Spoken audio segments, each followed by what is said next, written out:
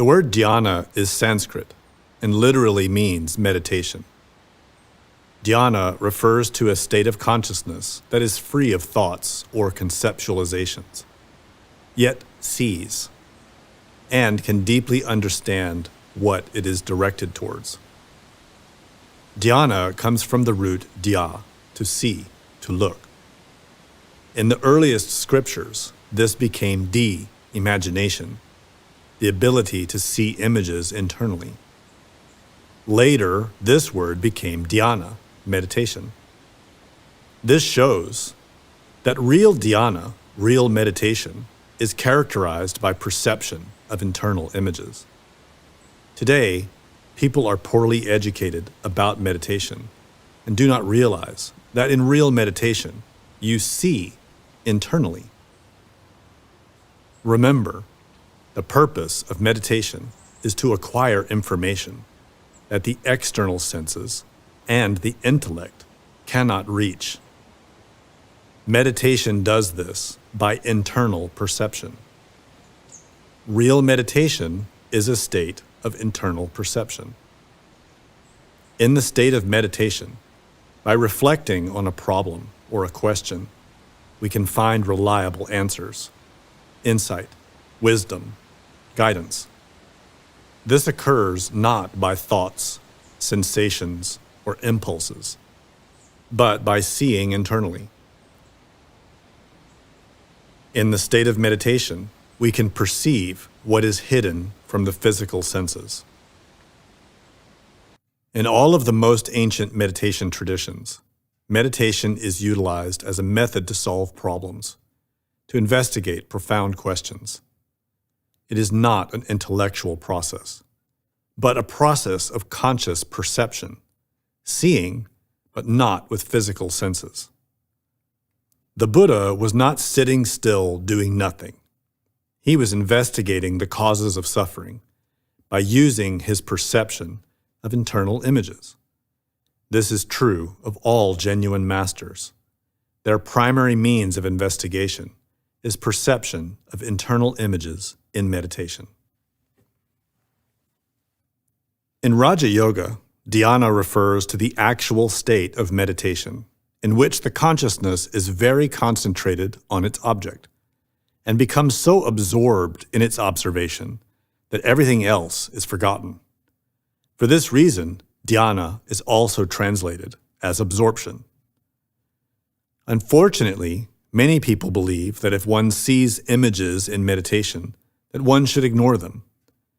While this may be true for beginners who are still developing concentration, it is not true of meditation itself. In fact, dhyana is the moment where perception of internal imagery becomes vibrant, clear, and steady. Dhyana is also the doorway to Samadhi.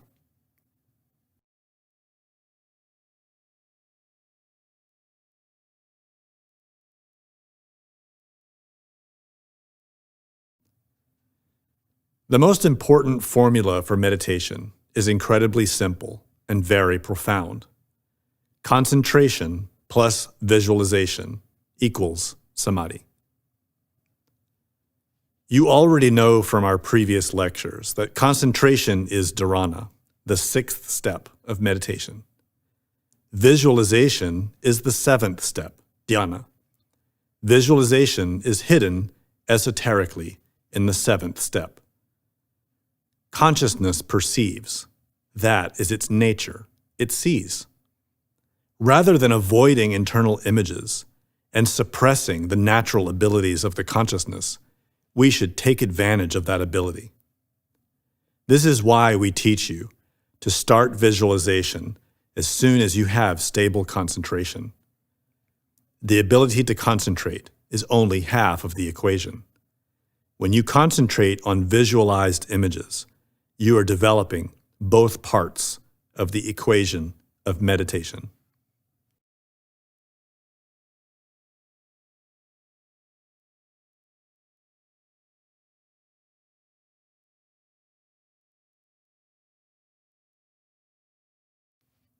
Here, we are focused on the most expedient and effective method of meditation, That is the basis of this course, to show you the most direct way to fundamentally change your life. To meditate effectively and start changing your life, work with the initial 6 steps to develop enough concentration that you do not forget you are meditating. Once you have that, there is no need to pursue deeper degrees of concentration or to continue concentrating on the breath or simple objects. You should be meditating on your sufferings, problems, defects, bad habits. Each evening, you should be reviewing what you observed that day and concentrating on the problems and defects that you found in yourself. You visualize those events and serenely wait for them to reveal more information to you. You cannot do this if you are still distracted and forget yourself, or if you are still easily identified with emotions, thoughts, or sensations. Concentration needs to be steady and capable of observing without identification, without reacting to what is observed.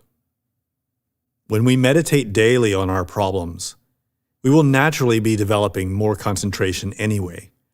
And since we are using our ability to perceive internal images, we are also priming our consciousness to enter the final steps of meditation.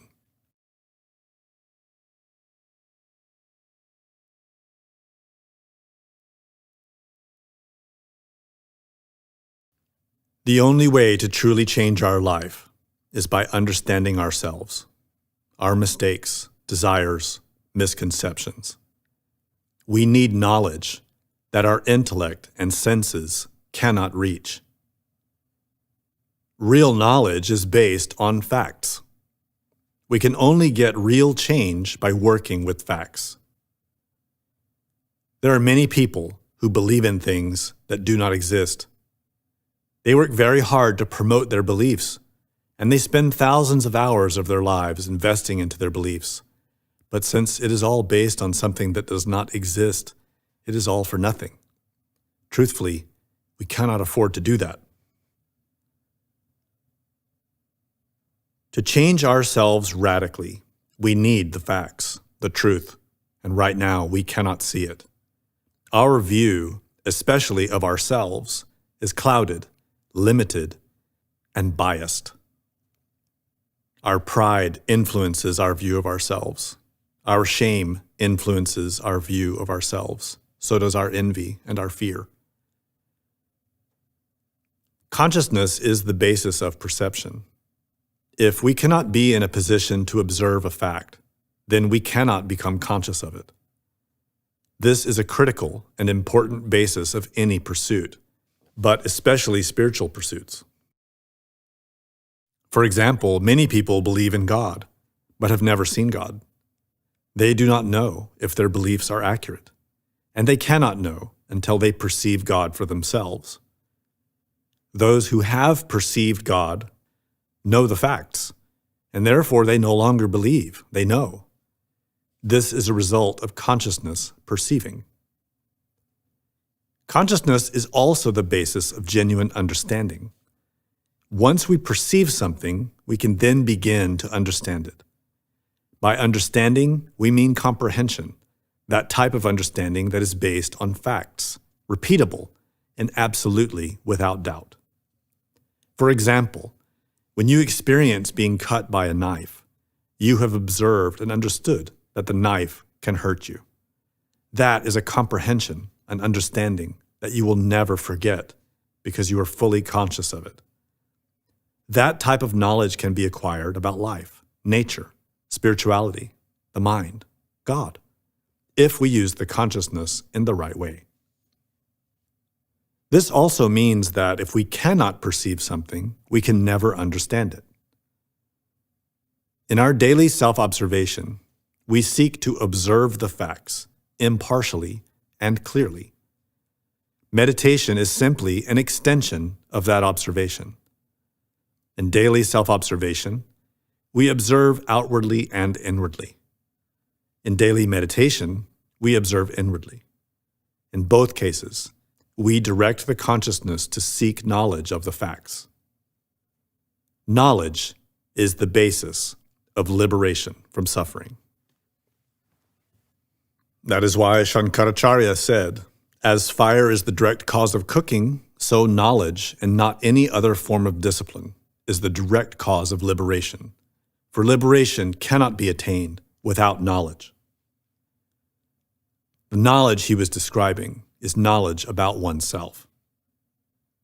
Liberation is to be free of suffering, to restore our consciousness to its natural state, liberated from resentment, selfishness, discontentment, greed.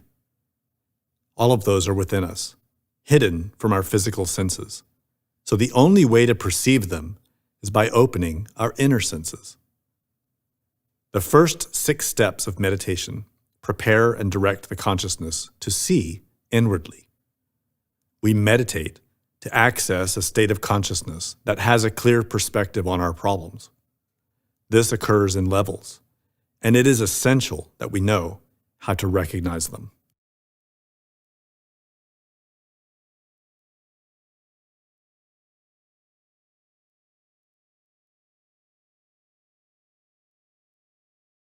We can only be liberated from suffering by understanding the causes of suffering and liberating our consciousness from them. That occurs only by deep introspection into our own experiences, recollection of our mistakes and their causes, and complete understanding of all of that, so that we are no longer capable of repeating them.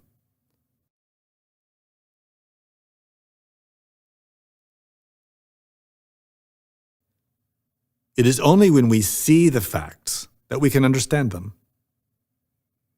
If we cannot perceive something, we can never understand it. To understand pride, you have to see how it causes suffering. If you do not see it for yourself, you cannot understand it. To understand humility, you have to see the facts of it. If you do not see it for yourself, you cannot understand it. To understand our suffering, we have to remember how we created it. There is no other way to escape it. That's why the Buddha said, to untie a knot, you first need to know how it was tied. Our defects and our suffering do not go away by ignoring them. An illness is not cured by ignoring it. Anger does not go away by ignoring it.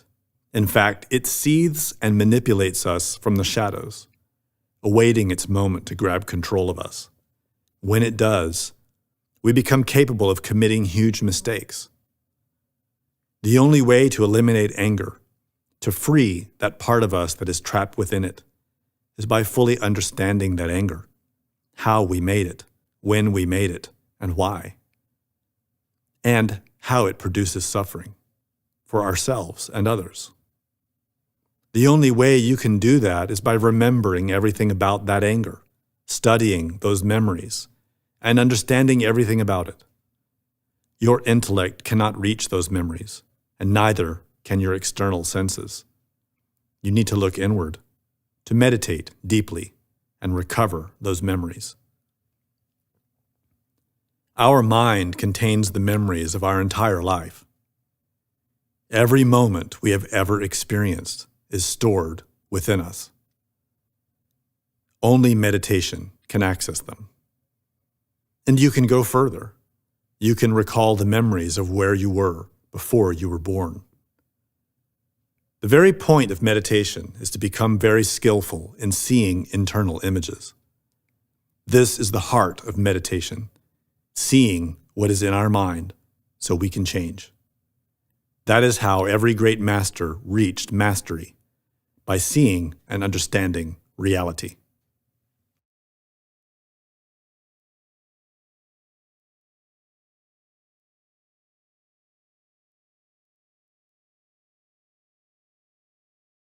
Properly defined, dhyana means the ability to perceive images without distraction, to be fully attentive to what you see, and to remain serene. We can only become conscious of what we can see. We can only understand something if we can see it. We need to understand how to see internally, without filters or conditioning, and without reacting to what we see. We already see internally, but what we see is filtered. To some degree, you are aware of thoughts and emotions, and daydreams and memories, but your perception of them is limited, and it's filtered by your mood, prejudices, poor education, lack of understanding, bias. So what we perceive internally is filtered, blurred, imperfect, and unsteady. We do not see clearly, and we react mechanically to whatever we see. We crave only the pleasant images, and we avoid the unpleasant ones.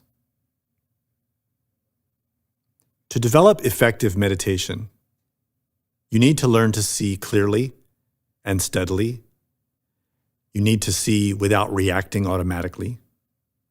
And whatever you see, you must remain serene and impartial. In English, we lack a good word that describes all of this. The closest is the word imagination. But this word is generally assumed to only relate to fantasy, to false images, to seeing things that are not real.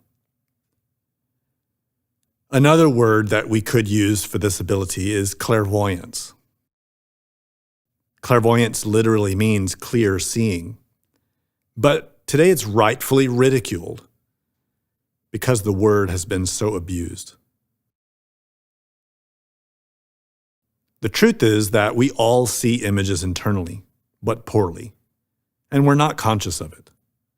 We don't realize that there are many degrees to this ability, and it's possible to develop it to a very high degree.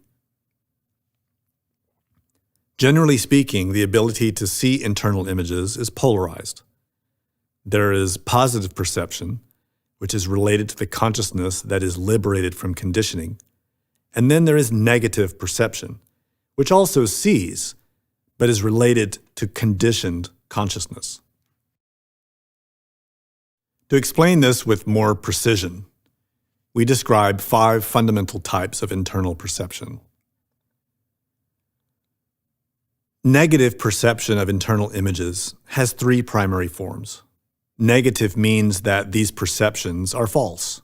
They appear real, but they are lies. They are filtered, biased. Subconscious perception is our day-to-day way of seeing internal images. This is how we perceive our memories, thoughts, dreams. However, we are unaware of how this happens. It is below our conscious observation. From moment to moment, everything we experience is accompanied by a flow of internal images. We're generally unaware of this. While we are talking with someone, we have an accompanying flow of internal images that may or may not be related to the conversation. We may be imagining something totally unrelated to what we are discussing. In other words, we're distracted. Subconscious perception of images relates to our tastes, preferences, qualities, and tendencies. When we hear music, that perception is filtered through a rapid internal comparison to the music we like and do not like. And we immediately judge it based on that. When we see a person, we make an immediate judgment of them based on their appearance. And that was compared with internal images. We're just unaware of it. So we have values or qualities in our subconsciousness that we developed due to our upbringing. Most of this we acquired during our first years, through inheritance and genetics, through education, and through the circumstances of our life.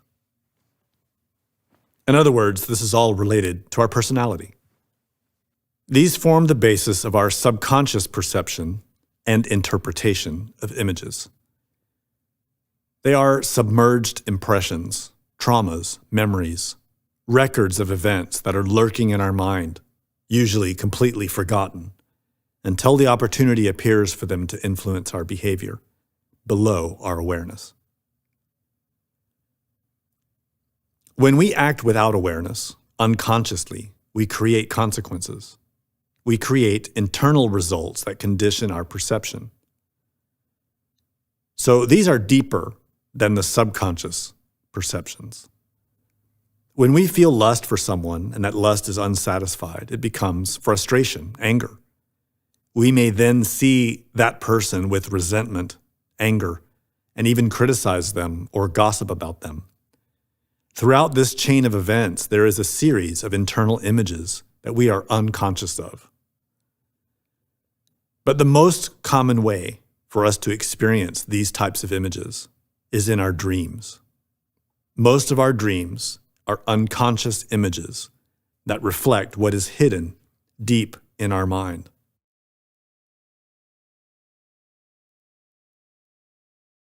Nightmares are infraconscious perceptions of the deepest levels of our mind.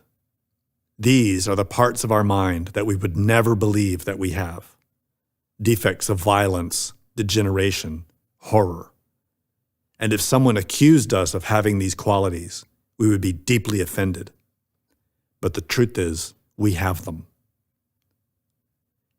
Every moment of our lives is accompanied by these three kinds of perception of internal images. We're just unaware of it.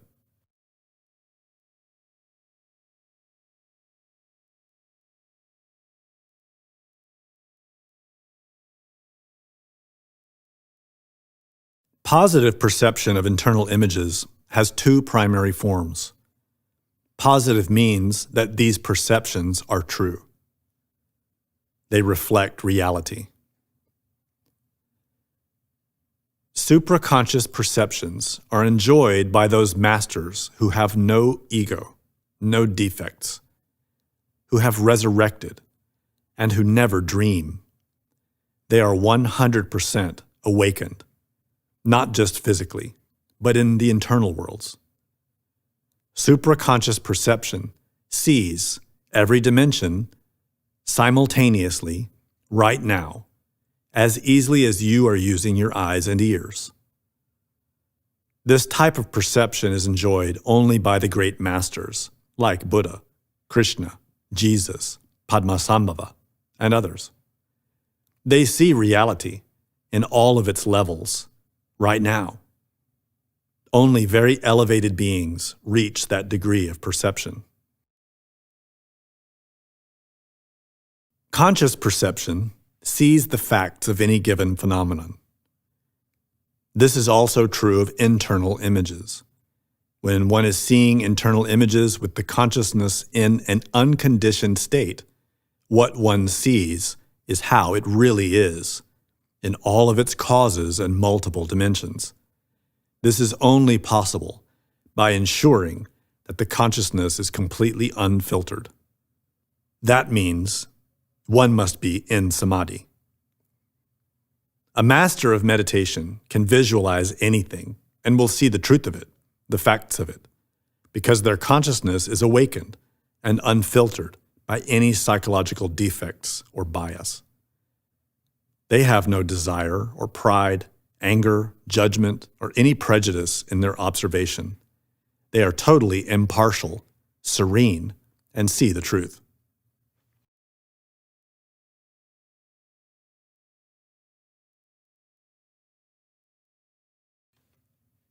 Conscious perception of internal images only occurs in Samadhi, the final step of meditation.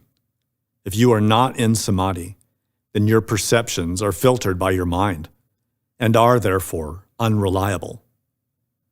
Do not assume that just because you are aware of seeing an image, that you are seeing it consciously without the influence of your subconscious, unconscious, or infraconscious mind. Remember, a criminal is aware they are committing a crime, but that does not make it right. You might be aware of seeing an image, but that does not mean you are seeing the truth of that image, or that the image is accurate, or that your interpretation of the image is accurate. Conscious perception of internal images has a very strict meaning. It is the perception of the truth. This can only occur when there is no psychological defect in the way. For us, in our condition, there is only one way we can access this, in Samadhi. If we are not in Samadhi, then we are not experiencing truly conscious perception. Many people believe that they already have conscious perception of internal images.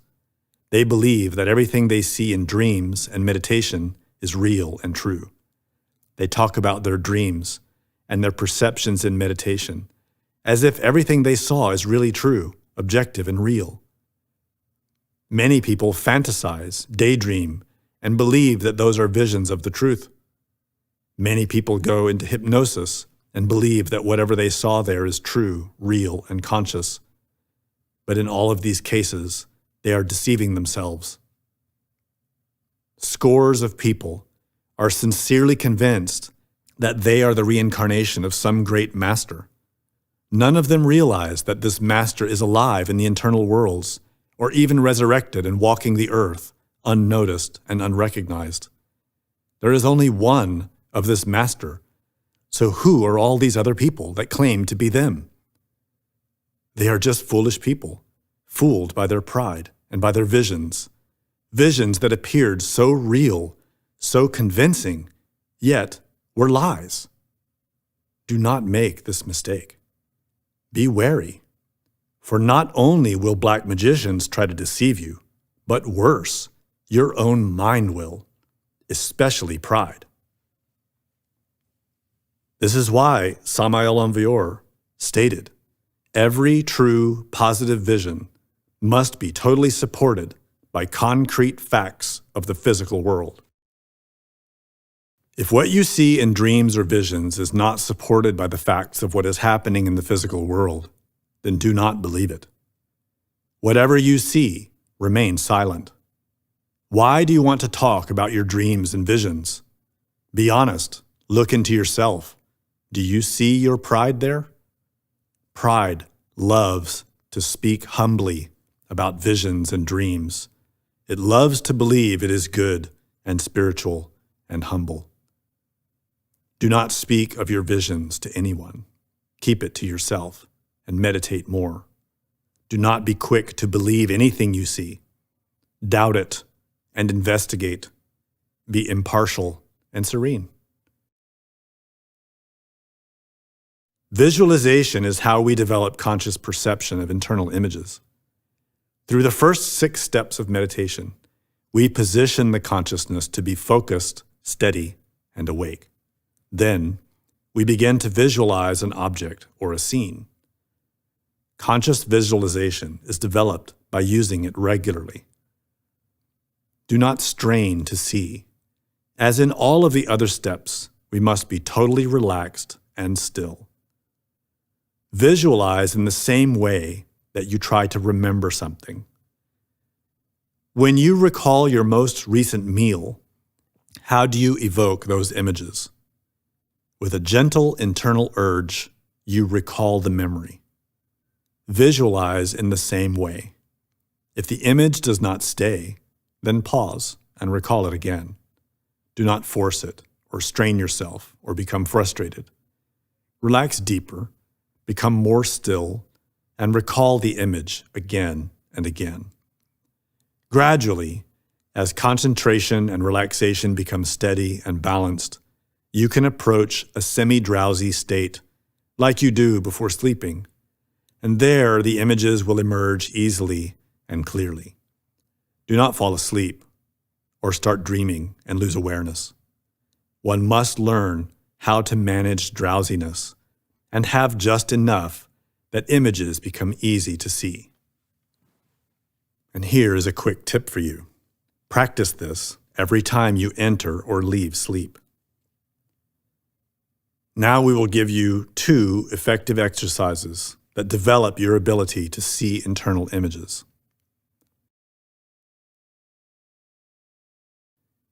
Daily, use the mantra E to nourish your pituitary and pineal glands, which are in your brain. Simply chant the sound and extend the vowel. You can do this aloud, quietly, or silently, mentally. These glands are our internal eyes, and in us they are atrophied and weak, which is why we cannot see images internally very well. The mantra E, used daily, helps those glands to recover and become strong. It is very good to mentally sing this mantra and visualize these glands being enriched with light and the sound of the mantra. Samael Aun Weor stated that we should be doing this for 1 hour a day.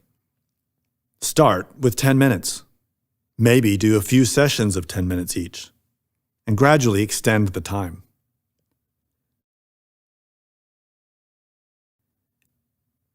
Every evening, sit for meditation and perform the preliminary steps that we've already discussed in the previous lectures. Then, retrospectively, visualize your entire day. Review all of your experiences impartially, like a detective or a scientist who accepts only facts. Begin with the present moment and start to review them in reverse, going backwards in time. When you have completely reviewed your experiences of the day, pick one, concentrate on it, and visualize it patiently. Remember the facts of what you experienced. Don't let your mind change it. Just observe what you remember. Just as you did with your first objects of concentration, do not think about it. Just observe it impartially, as it happened. Remember the event, play it again and again. Hold it steady and wait. Eventually, when you are not expecting it, something new will appear. Do not react or become excited. Simply observe it and make that new image the focus of your concentration, and observe it impartially and serenely to see what will happen next.